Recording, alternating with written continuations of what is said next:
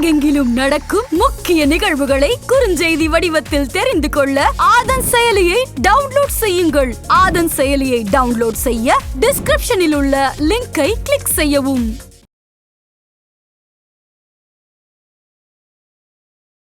ஆதன் news நேயர்களுக்கு வணக்கம். இன்றைய நேர்காணலில் நம்மோடு இணைந்திருக்கிறார் திராவிட கழக ஆய்வாளர் மற்றும் மூத்த பத்திரிகையாளர் திரு துரைக்கருணா அவர்கள். வாருங்கள் பேசுவோம். வணக்கம் சார். வணக்கம் சகோதரி. சார், இப்போ பார்த்தீங்க அப்படின்னா பொன்முடி வழக்கு விவகாரம் இப்போதான் அது ரொம்ப ஒரு ஹைலைட்டாக பார்க்கப்படுகிறது. இல்லை, இந்த தீர்ப்பை பொறுத்தளவில் மரியாதைக்குரிய அமைச்சர் பொன்முடி அவர்கள் குற்றவாளி என்று தீர்ப்பு எழுதப்பட்டு விட்டது. பொதுவாகவே அரசியல் பொது வாழ்வில் ஒரு நேர்மை வேணும் அப்படிங்கிறதான் பொதுமக்கள் மத்தியில் எல்லோருடைய. கடந்த பல ஆண்டுகளாக ஆட்சி அதிகாரத்திலே இருப்பவர்கள் இது மாதிரி அதிகார துஷ்பிரயோகம் செய்கிறாங்க, நிர்வாக சீர்கேடில் ஈடுபடுகிறார்கள், லஞ்ச ஊழலில் ஈடுபடுகிறார்கள், வருமானத்திற்கு அதிகமாக சொத்து குவிப்பு வழக்குகளில் சிக்குகிறார்கள் அப்படின்றது. எந்த வழக்குகளிலிருந்து தப்பித்தாலும் இந்த வருமானத்திற்கு அதிகமான சொத்து குவிப்பு வழக்கிலிருந்து தப்பவே முடியாது. சிறை தண்டனை உறுதி அப்படிங்கிறது தான் நீதிமன்றத்தினுடையதாக இருக்குது. அந்த சிக்கலில் மரியாதைக்குரிய பொன்முடி அவர்கள் இருக்காங்க. கடந்த காலத்தில் இது மாதிரியான விஷயங்கள் எப்படி நடந்தது என்ன அப்படிங்கிறத பார்த்துருக்கோம். மறைந்த முன்னாள் முதலமைச்சர் செல்வி ஜெயலலிதா அவர்கள் கிட்டத்தட்ட ஒரு 10-12 ஆண்டுகள் வாய்தானே வாங்கியும் கூட அந்த சிறையிலிருந்து தப்ப முடியாத ஒரு நிலை வந்தது நம்ம பார்த்துருக்கோம்.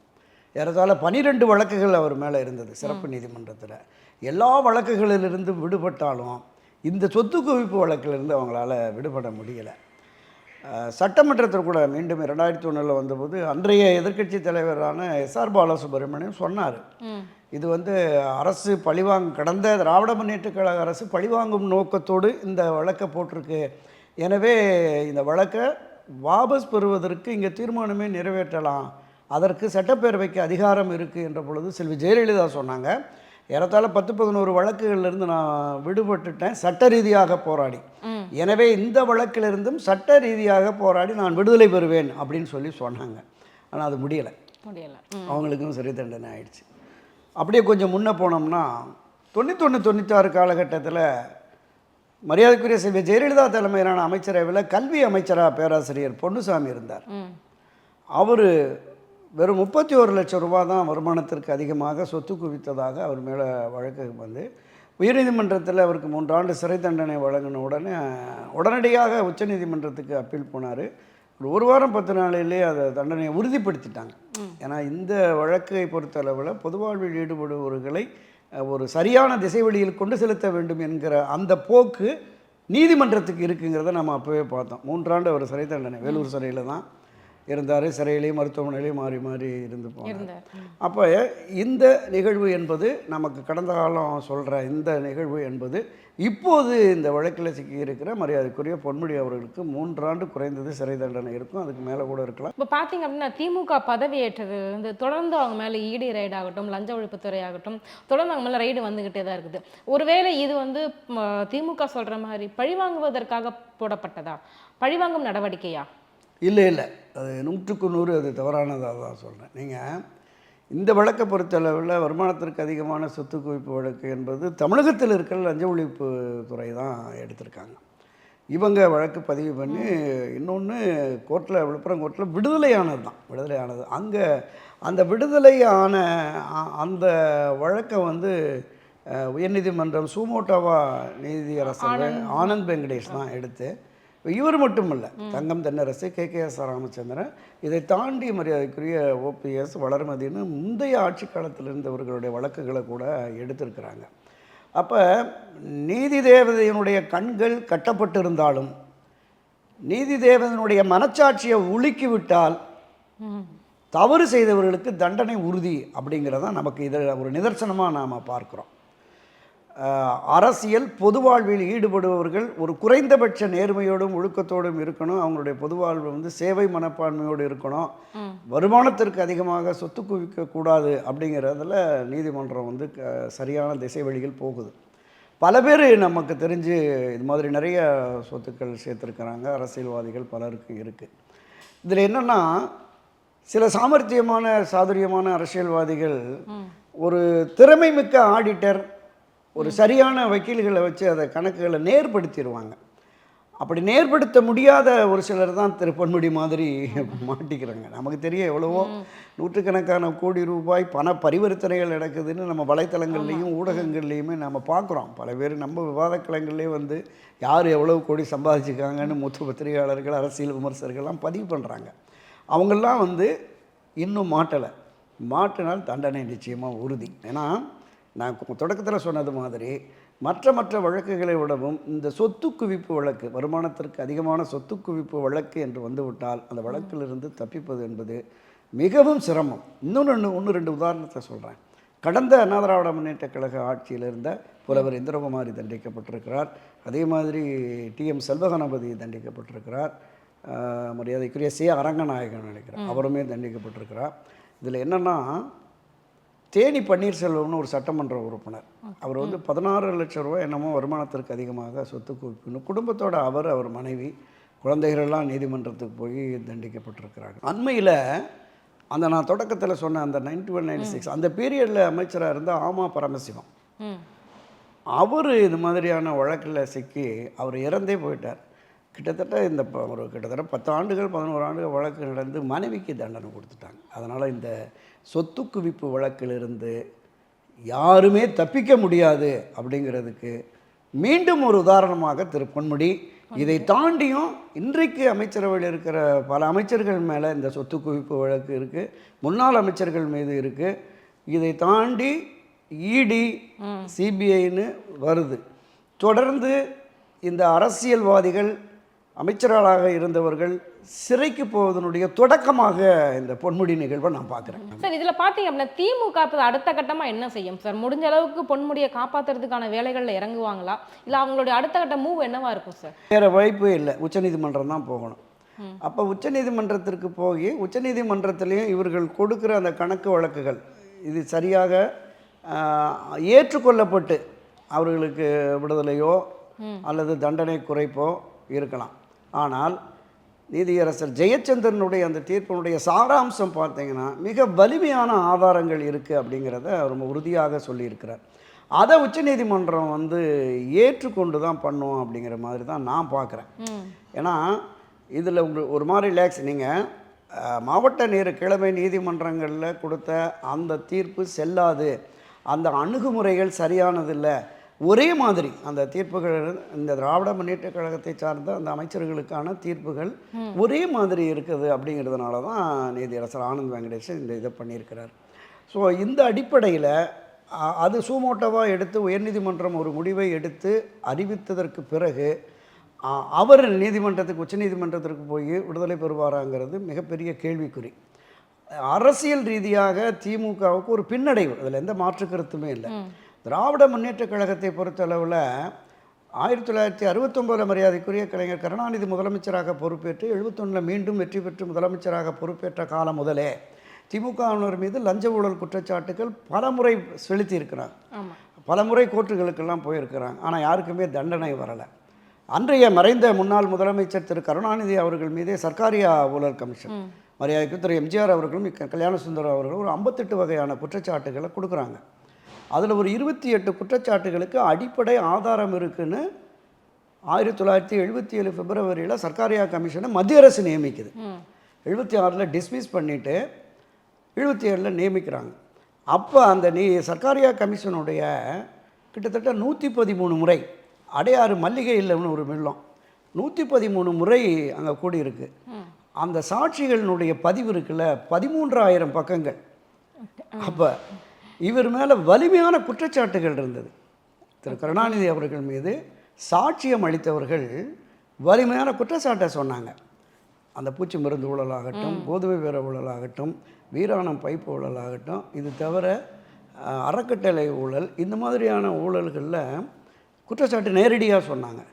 குறிப்பாக சொல்லணும்னா இந்த பூச்சி மருந்து தெளிக்கிற, வயல்களுக்கு பூச்சி மருந்து தெளிக்கிற ஊழல் வழக்கு இருக்குல்ல, அதில் பெங்களூரை சேர்ந்த கம்பாட்டான்னு ஒருத்தர், அவர் தான் அந்த சிறிய விமானங்கள் இந்தியா முழுவதும் உள்ள சிறிய விமானங்களுக்கான அந்த கூட்டமைப்பினுடைய தலைவராக இருந்தவர். அவர் சர்க்காரியா சாட்சியத்தில் சொல்லியிருக்கிறார், 5 முறை அன்றைய வேளாண்மைத்துறை அமைச்சராக இருந்த திரு அன்பில் திரமியலிங்கத்திடம் எந்தெந்த தேதியில் எவ்வளவு பணம் கொடுத்தேன்னு அவர் நோட் பண்ணி சொல்லியிருக்கார், சாட்சியத்தை சொல்லியிருக்கிறாரு. அவர் அன்றைக்கு நாளிதழ்களில் வந்தது, முதலமைச்சர் கருணாநிதி அவர்களை நம்பி நான் ஏமாந்து விட்டேன், அவர் சொன்னதுனால தான் இதை கொடுத்தோம் அப்படின்னு. இது மாதிரி திரு கருணாநிதி அவர்களுடைய உறவினர்கள், அவருடைய நண்பர்கள், அவரிடமிருந்த செயலர்கள், இவங்ககிட்ட எல்லாம் 10 லட்சம் 5 லட்சம்னு கைப்பற்றினாங்க. தஸ்தாவேஜுகள் கைப்பற்றப்பட்டது. அன்றைக்கு அவருடைய செயலராக இருந்த திரு நாகராஜன், இன்னொரு செயலாளர் வைத்திலிங்கம் அப்படின்னு சொல்லிட்டு திருமதி கருணாநிதியுடைய இவங்க எல்லாமே இருந்தது. இப்போ இவங்ககிட்ட இருந்து எல்லாமே ஆவணங்கள் எல்லாம் கைப்பற்றப்பட்டது. அந்த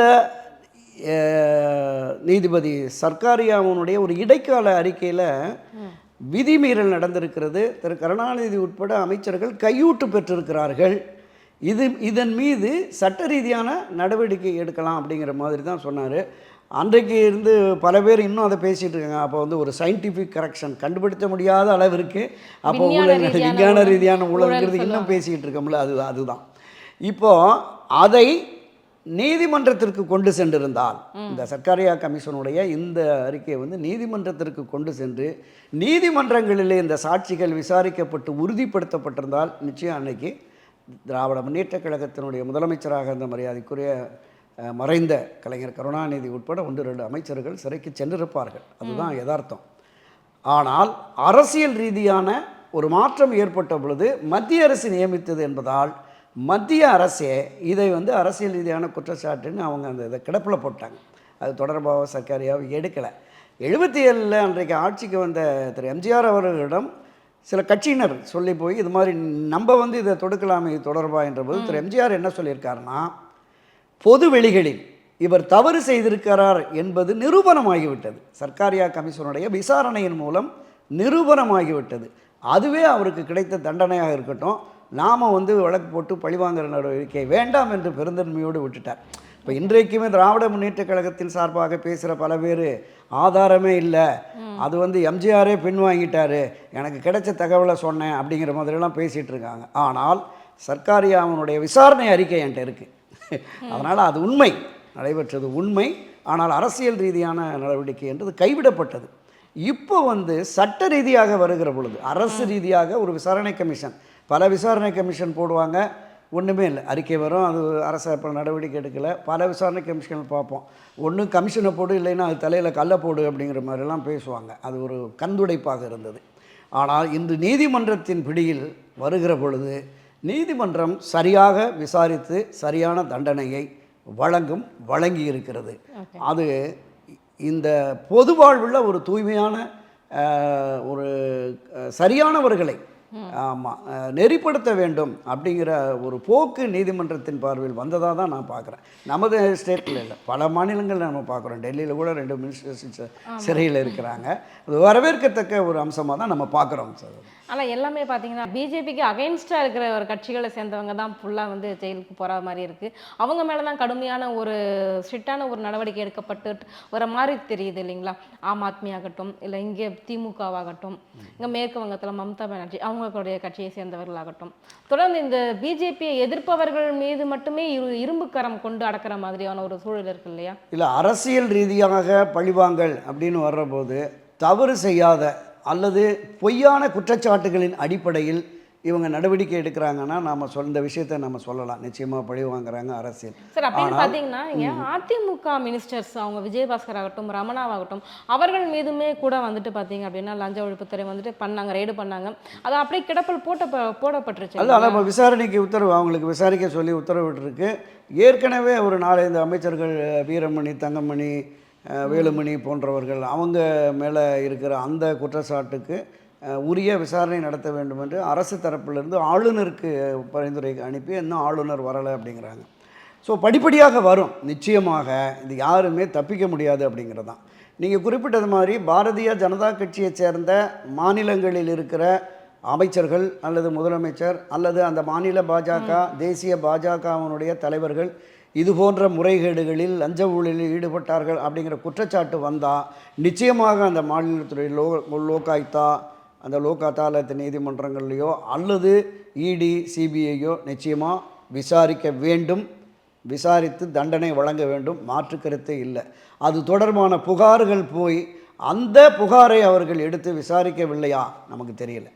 இப்போ அஜித் பவாருங்கிறது வந்து ஒரு மிகப்பெரிய ஒரு எல்லாத்துக்கும் எக்ஸாம்பிளாக இருப்பாருன்னு தான் சொல்ல முடியும். ஏன்னா அவர் மேலே இடி வழக்கு விசாரணை இருந்துமே கூட பார்த்தீங்க அப்படின்னா அவர் வந்து துணை முதல்வர் ஆக்கப்பட்டார். ஸோ அவருக்கு மட்டும் ஒரு எக்ஸ்டென்ஷன் கொடுத்தாங்க இல்லையா, அவர் பிஜேபியில் இணைந்து விட்டார் அப்படின்ற ஒரு காரணத்துக்காக. ஸோ பிஜேபியில் இணைய வைக்கிறதுக்காக திமுகவை மிரட்டல் கொடுக்குறாங்களோ? இல்லை அது இல்லை அது பொதுவாகவே அப்படி ஒரு கருத்தாக்கம் நிச்சயமாக பொதுவெளிகளில் வந்துருச்சு. நடைபெறவிருக்கிற 2024 தேர்தலில் வந்து திமுக ஒரு அபரிமிதமான வெற்றியை தமிழ்நாட்டில் பெற்றுவிடும் அப்படிங்கிற மாதிரி, ஏன்னா கூட்டணி வலிமையாக இருக்குது. அந்த வகையில் பாஜக இப்படி ஒரு சூழ்ச்சியில் ஈடுபடுகிறதோ அப்படிங்கிற அந்த சந்தேகம் நிச்சயமாக பொதுவெளிகளில் அரசியல் விமர்சகர்கள் மத்தியில் நிச்சயமாக இருக்கும். அதில் எந்த மாற்று கருத்துமே இல்லை. நாம் இந்த வகையில் இதை ரொம்ப நிர்பந்தம் கொடுத்து பண்ண முடியுமா அப்படிங்கிறதில்ல. ஏன்னா உயர்நீதிமன்றத்தினுடைய விசாரணைக்கு உட்பட்டு உயர்நீதிமன்றம் தான் அந்த தீர்ப்பை வழங்கியிருக்கிறது. உயர்நீதிமன்றம் இப்போ டெல்லி உச்சநீதிமன்றத்தில் சில விஷயங்கள் போகிற போது மத்திய அரசு வந்து ஏற்கனவே சொல்லியிருக்காங்க, தேர்தல் ஆணையம், இடி, சிபிஐ எல்லாமே அவங்க கண்ட்ரோலில் வந்துருச்சு அப்படின்னு சொல்லிட்டு. ஆனால் ஒவ்வொரு மாநிலத்தில் இருக்கிற ஒவ்வொரு தலைமை நீதிமன்றம், அந்த மாநில உயர்நீதிமன்றங்கள் ஒரு தனித்துவம் இருக்கிறது. இங்கே பொறுத்தளவில் நிச்சயமாக பொலிட்டிக்கல் ப்ரெஷர் அப்படிங்கிறத ஏற்கவே மாட்டார்கள். அதை நம்ம பார்த்துருக்கோம், பல விஷயங்கள் நம்ம பார்த்துருக்கோம். அதனால் திரு பொன்முடியை இந்த விஷயம் இப்போ அமலாக்கத்துறையோ சிபிஐயோ கைது பண்ணி இவரை திகார் ஜெயிலுக்கு கொண்டு போயிருந்தாங்க அப்படின்னு சொன்னால் நம்ம அதை பண்ணலை, நம்பலை. இப்போ ஏற்கனவே காங்கிரஸ் அரசாங்கம் இருக்கிற போது அந்த 2G ஊழலில் திரு ஆராசா மேலே ஒரு குற்றச்சாட்டு வந்து நீதிமன்றம் வந்து இதில் அடிப்படை ஆதாரம் இருக்கிறது அப்படிங்கிறதுனால சிறையில் இதை கொண்டு போய் போட்டாங்க. கிட்டத்தட்ட 1.25 வருஷம் நினைக்கிறேன். மரியாதைக்குரிய கனிமொழி எம்பி அவர்கள் ஒரு 7-8 மாதம் அவருமே சிறையில் இருந்தாங்க. அடிப்படை ஆதாரம் இருக்கிறது. ஆனால் சாட்சிகளின் விசாரணையின் போது சைனி வந்து சிபிஐனுடைய சிறப்பு நீதிமன்ற நீதிபதி என்ன சொல்கிறாருன்னா, போதிய ஆதாரங்கள் நீங்கள் சப்மிட் பண்ணலை, அதனால தான் அப்படின்னு. குற்றச்செயல் நடந்திருக்கிறது. ஆனால் அங்கே என்ன வேணும்? சாட்சியம் வேணும். சந்தர்ப்ப சாட்சியங்கள் சரியாக இருக்கணும். ஆவணங்கள் பூர்வமாக ஆதாரங்கள் அங்கே சமர்ப்பிக்கப்படணும். அதுதான் நீதிமன்றத்தில் பேசும். இப்போ அது தொடர்பான ஆதாரங்கள், ஆவணங்கள் எல்லாமே இருக்கிறதுனால தான் இந்த வழக்கில் இந்த தீர்ப்பு கொடுத்துருக்குறாங்க. நான் இன்னும் தொடக்கத்தில் சொன்னது மாதிரி சரியான அட்வொகேட்டு, திறமையான ஆடிட்டர்களை வச்சு பல பேர் தப்பிச்சுட்டு வர்றாங்க. மாட்டினா அவங்களுக்கு சிறை தான்ப்பா. கண்டிப்பாக சார். தொடர்ந்து பார்த்தீங்க அப்படின்னா செந்தில் பாலாஜி ஆகட்டும், அடுத்தது பொன்முடி ஆகட்டும், அடுத்தது துரைமுருகன் அவன் மீதும் வந்துட்டு இடி வளையத்துக்குள்ளே வந்து விட்டார் அப்படின்ற மாதிரி சொல்கிறாங்க. இதெல்லாமே பார்க்கும்போது பார்த்தீங்க அப்படின்னா திமுக 5 ஆண்டு காலத்தை கம்ப்ளீட்டாக பண்ணிடுவாங்கன்னு நினைக்கிறீங்களா? இல்லை, நீங்கள் குறிப்பிட்டது மாதிரி ஒரு 7-8 அமைச்சர்கள் மேலே தொடர்ந்து இந்த விசாரணை வளையங்கள் இருக்கிறது, இடி, சிபிஐ இதெல்லாம் இருக்கிறது. இப்போ எனக்கு தெரிஞ்சு ஆட்சி அதிகாரத்திலே இருக்கிற பொழுது திராவிட முன்னேற்ற கழகத்தினுடைய ஒரு அமைச்சர் சிறைக்கு செல்வது அல்லது தண்டனை பெறுவது என்பது இதுதான் முதல் முறைன்னு நினைக்கிறேன். இது ஒரு சரிவை நோக்கி ஒரு முதற்படியாக இருக்குது. நீங்கள் குறிப்பிட்டது மாதிரி துரைமுருகன், KK அனிதா ராதாகிருஷ்ணன், இப்படி நிறைய ரகுபதி உட்பட பலர் மீது வழக்குகள் இருக்கிறது. இந்த வழக்குகள் அனைத்துமே தூசி தட்டப்பட்டு தொடர்ந்து விசாரணை வளையத்திற்கு வருகிற பொழுது அவர்களுக்கும் தண்டனை, சிறை என்பது உறுதி. இப்போ பொது வெளிகளில் ஏற்கனவே இந்த 2.5 ஆண்டு கால ஆட்சி காலத்தில் திராவிட முன்னேற்ற கழகத்தினுடைய அமைச்சர்கள், சட்டமன்ற நாடாளுமன்ற உறுப்பினர்கள், கட்சியிலே பொறுப்புகளிலே இருப்பவருடைய செயல்பாடுகள் என்பது மக்கள் மத்தியில் ஒரு அதிருப்தியை உருவாக்கியிருந்தது. இந்த அதிருப்தி என்பது இப்போ கோபமாக மாறி இருக்கிறது. இந்த மழை வெள்ள காலத்திற்கு பிறகு கோபமாக மாறி இருக்கிறது. அப்போ இந்த சூழலில் ஆட்சி அதிகாரத்தை நாம் இழந்து விடுவோம் என்கிற அந்த பயம் நிச்சயமாக அமைச்சர்கள் மற்றவர்களுக்கு தொடர்ந்து வர்றதுனால இருக்கிறது. இந்த ஆட்சி தேர்ந்தெடுக்கப்பட்டு 5 ஆண்டுகள் முடியணும். அதற்கு இடையில் இப்போ ஆர்டிகல் 356 உபயோகப்படுத்தவே முடியாது. ஆர்டிகல் 355 பயன்படுத்த அமைச்சரவையை முடக்கி வைக்கலாம். அந்த அமைச்சரவையை முடக்கி வைப்பதற்கான பெருங்காரணம் என்பது இன்னுமே அதிகமாக இல்லை அப்படின்னு தான் பார்க்குறேன். தொடர்ந்து நம்ம கவர்னர் வெர்சஸ் கவர்மெண்ட்டுன்னு இருக்குது. அவர் மேலே இருக்கிற அந்த அதிருப்தி பிரச்சனை என்பதுமே டெல்லி வட்டாரத்தில் இருக்கிறது. பெரிய அளவில் இங்கே பாஜகவுக்கும் மத்திய ஆட்சிக்கும் எதிராக கடுமையான விமர்சனங்கள் இருந்தாலும் டெல்லியில் ஒரு இணக்கமான சூழலில் தான் திராவிட முன்னேற்ற கழகத்தினுடைய மூத்த தலைவர்கள், நம்ம வெளிப்படையாகவே பேசிடுவோமே, டிஆர் பாலு, ஆராசா, ஜெகத்து, அங்கே இருக்கிற நாடாளுமன்ற உறுப்பினர்கள் எல்லோருமே அங்கே மத்திய அமைச்சர்கள் அமைச்சரவையில் இருக்கிறவங்களோட ஒரு இணக்கமான சூழல் தான் இருக்கிறது. அதனால் பெரிய அளவில் இந்த ஆட்சியை கலைத்து விட வேண்டும் என்கிற உணர்வு பாஜகவுக்கு இருக்குமா அப்படின்னு தெரியலை. ஒருவேளை ஆட்சியை கலைச்சிட்டா தமிழ்நாட்டை பொறுத்தளவில் இந்த அனுதாப ஓட்டு வந்துடும். இப்படியே விட்டுட்டோம்னா அடுத்த தேர்தலில் அவருக்கு வருவதற்கான வாய்ப்பு ரொம்ப ரொம்ப குறைவு. 2024 நாடாளுமன்ற தேர்தலில் மக்களுடைய கோபம் ஓரளவுக்கு வெளிப்படும். வெளிப்பட்ட பொழுது என்ன ரிசல்ட் வரும் அப்படின்னா, இங்கே பலகீனமாக இருக்காங்க. இந்த பிரதான எதிர்க்கட்சியான அண்ணா திராவிட முன்னேற்ற கழகம் 4 பிரிவாக சிதைஞ்சிருக்கு. பாரதிய ஜனதா கட்சி என்பது அவரோடு யார் அணி சேர்ந்திருக்கிறார்களோ அணி சேர்வார்கள் அப்படிங்கிறதும் இல்லை. பாரதிய ஜனதா கட்சியும் ஒன்றுபட்ட அதிமுகவும் அதோடு தேமுதிக, பாமக போன்ற கட்சிகள் இணைகிற பொழுது நிச்சயமாக ஒரு 20-25 சீட்டு அவங்க நிச்சயம் வின் பண்ணிடுவாங்க. எந்த மாற்று கருத்தும் இல்லை. அப்படி ஒரு அணி வலிமையான எதிர் அணி உருவாக விட்டால் இங்கே அவங்க இருக்காங்க. ஐஎன்டி அணி இவங்க ஸ்ட்ராங்காக இருக்கிறாங்க. அப்போ அந்த வாக்கு வங்கி என்பதும் திராவிட முன்னேற்ற கழகத்தினுடைய வாக்கு வங்கி என்பதும் அப்படி கன்சாலிடேட் ஆகிற போது இவங்களுக்கு கூடுதலான வெற்றிக்கான வாய்ப்பு இருக்கிறது. அதையும் தாண்டி மக்களுடைய எதிர்ப்பு, கோபம் இது அவங்களுக்கு ஒரு பாடம் புகட்டணும் அப்படிங்கிற ஒரு உணர்வு வந்ததுன்னா ஒரு பின்னடைவை இந்த தேர்தலில் திமுக சந்திக்கும் என்று நான் கருதுகிறேன். ஓகே சார், எங்கள் கேள்விகளுக்கு சிறப்பாக பதில் சொன்னீங்க சார். நன்றி. நன்றி, வணக்கம்.